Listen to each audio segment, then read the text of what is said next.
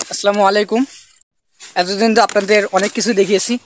আজকে আপনাদের সবাইকে ভুট্টা বাড়ি দেখাবো। তো ভিডিওটি শুধুমাত্র বিনোদনের জন্য, মজা করার জন্য, তাই কেউ সিরিয়াসলি নেবেন না। আমাদের ভুট্টা বাড়ি পুর জঙ্গল। তো গাইস দেখুন, একটি গাছে দুইটা ভুট্টা হয়েছে। তো ভুট্টাগুলো নাকি এখনো ঠিকমতো হয়নি। দেখুন, একটু খুলে দেখাই। এটা আর কিছুদিন গেলেই হয়ে যাবে। যাই হোক, থাক ভুট্টাটা। তো এখানে যেদিকে যাই শুধুমাত্র ভুট্টাই দেখতে পাই, আর কিছু দেখা যায় না। এটা আমাদের এলাকা।